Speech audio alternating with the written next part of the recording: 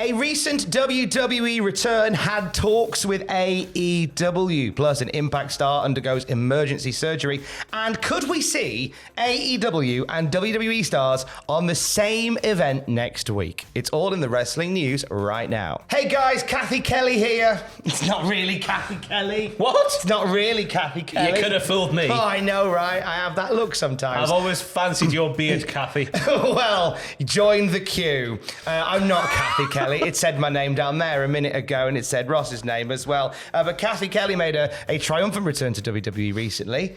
Turned out that there was some other interest for Kathy. Fightful Select are reporting Fightful sources had indicated earlier this year that Kathy Kelly had conversations with AEW. We're told that they included speaking to Tony Khan directly at some point over the possibility of working there. And it's interesting to see she didn't end up there after that direct conversation with Tony Khan. Things actually looked promising. However, that didn't end up happening. We haven't learned why that was the case, although you might have just reported it in the sentence before.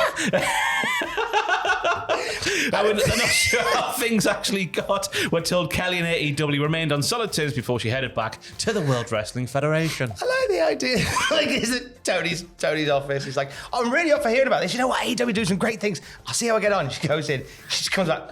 Nah. You can just imagine, though, you're thinking, everyone's going there. It must be a fantastic place to work. You've got 5 minutes with Tony Khan. Those 5 minutes last for several hours. And you walk out there sweating and beaten up. Not literally, but, mentally and whatnot. I can just imagine that happening with Tony Khan. I don't know what gives it away, do you? I don't know what it could possibly be. Just another example of a bit of a tie turn. I know it's a small one, and you might be thinking, why is Kathy Kelly? Why is she listed in this lead story? Because I think this is an interesting little story because it shows us a bit of a tide turn at last, in the sense that there were so many that were free agents that opted to go to AEW, where there were more opportunities, the grass was always greener, the seats are always more cleaner, creative, more freer. creative freedom, and now we're starting to see more of that going the other way. People are going, actually, I might go back there. It's the Papa H effect, isn't it? It's the Papa H effect. You'll have more. There's more conversations of people going, not I'd love to give AEW a go. More people saying, I'd like to give WWE a try. And you've got people with like Kathy Kelly being a prime example that Papa H moulded and birthed all those years ago as part of Black and Gold NXT. She was the backstage interviewer for a large spell in NXT. Of course, she went to the main roster back then, didn't she? Before she left, I think she did. But she was in NXT for a long time, and she went through the Triple H system, is what I'm saying there. So he knows what he's built there. He knows what he's getting, and it's nice. It's it nice works both ways. It's nice to see. We'll send our best wishes this morning to Laredo Kid from Impact Wrestling.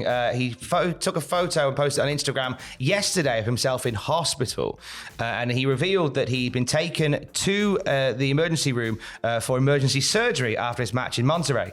Now, he didn't specify the nature of what had happened and still hasn't done, but he thanked AAA for their support, told the promoters that he'd be working with that he would be out for several months. Now, AAA have posted a statement on their Twitter saying, at the end of our event on October 23rd, Laredo Kid was attended to by medical personnel upon presenting severe abdominal pain. He was taken to a nearby hospital to be looked at and find a diagnosis. After midnight on Monday, October 24th, he underwent surgery with positive results. He's currently stable and under medical supervision. We will continue to provide updated information as we receive it from his doctors. So again, we still don't know the extent of the injury from Laredo Kid, but it looks as if the rest of the year is going to be a write-off for him as he gets better. Best wishes. Laredo Kid's great. Yeah, I don't know what else we say there. A couple of fleeting appearances in AEW. That's all I've really seen of him. But yeah, very impressive man between the ropes. Very much so. Very much so. Not to love to Laredo Kid. Get well soon.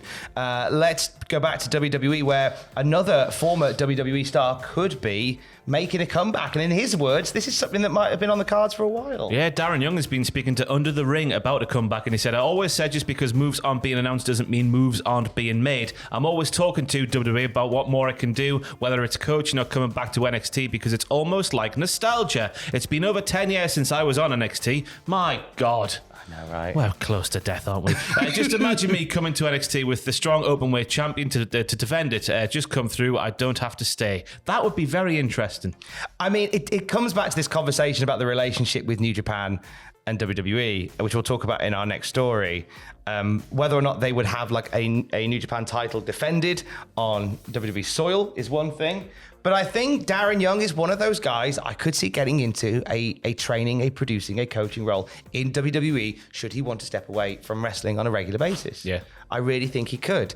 And I'd like to see it. I just found it quite interesting that this interview with Darren Young was shared around on the same day that Bob Backlund was trending. He was trending yesterday. Why? I Was it believe... like who was the champion when you were born or something like that? I think I saw. I'm not too sure. I mean, obviously, I, like everybody else, panic-clicked Bob Backlund thinking, oh no, have we... Oh, he's all right, he's all right.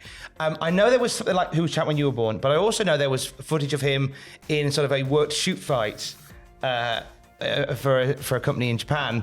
Recently? No. I mean, I'm not saying he couldn't go. Bob would beat us all up. I reckon he can still do 50,000 squats in one sitting. I think he probably could as well. He would only give, there were back in the 90s, I think it was, he would only give an autograph if you could name all the presidents. Well, I'm not getting one. Are you? No. I'd certainly get a go. I could probably name all the European champions for you, Bob, but I won't. But yes, I thought that was funny the day that was happening. Darren Young talking about a return, making $1 million move to NXT or WWE. Of course, we should say as well, just in case you haven't been watching since 2016, Bob Backlund and Darren Young were a partnership on WTV way back when. Oh, Make yeah. Darren Young great again. Phenomenal theme music. Seriously, find that theme music. Make Darren Young great again. And then it's just like this. Like Bob's here. Yeah, it's like, go find the music today after this. Go find the music to make Darren Young great again. Oh, it was great. I you should put that in there because it was 2016. That is like 6, 7, 9 years ago. Motorway. Long time ago. We're all going to be dead soon. And that was a reference to the Tom Robinson band.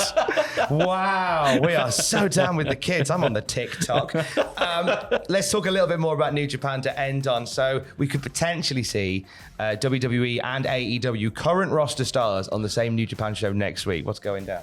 On the AEW side of this card, we have the new, the IWGP Tag Team Champions FTR. They'll compete in Battle Autumn on November the 5th, which of course is the same night as what, Tom? The same night that Carl Anderson is set to defend his never open weight title against Hikuleo. Now he's meant to.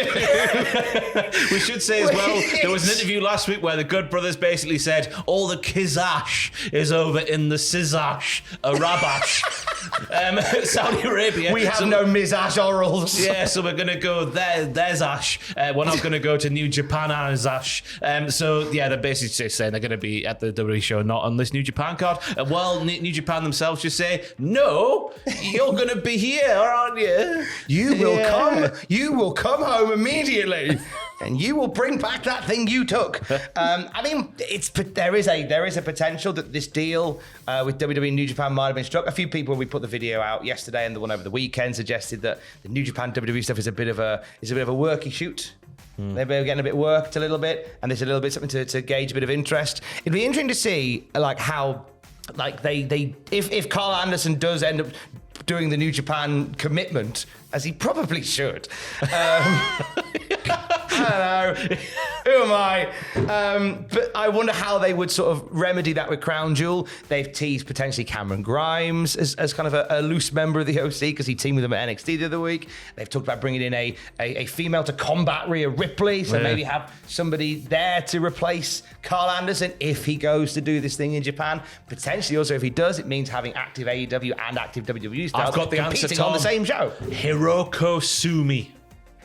Oh, sounds like a legal You issue. might be asking who the hell's that, Ross, and I'm here to tell you that was the guy who portrayed the Yokozuna figure the first time that WWE went to Saudi Arabia, and the people in charge wanted the actual real Yokozuna to be there, but he couldn't for reasons.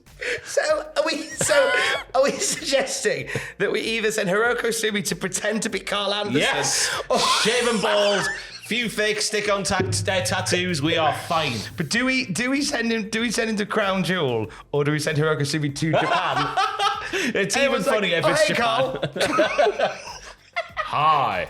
Hiroko Sumi on the screen. That's up there with like in a cartoon where they go, you have to sneak out the house. They go, oh, don't worry, they won't notice I'm gone. And it's like a mannequin with a balloon for a head. it's up there with that. Equally, a mannequin with a balloon for a head would do in place of Carl Anderson in one of these cards. I will just quickly point out AEW do not have opponents for their match. They are the reigning IWGP Tag Team Champions.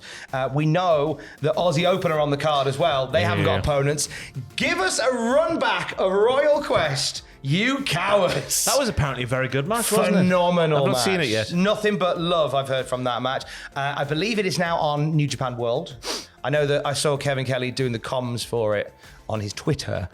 So seek that out. It's incredible. It's an incredible match. Seek that out, and Darren Young's theme tune. There's your homework. And Hiroko Sumi. The life and times of. The rise and fall of Hiroko Sumi coming soon. We'll have more wrestling news throughout the day at cultaholic.com. Stay safe and make Darren Young great again.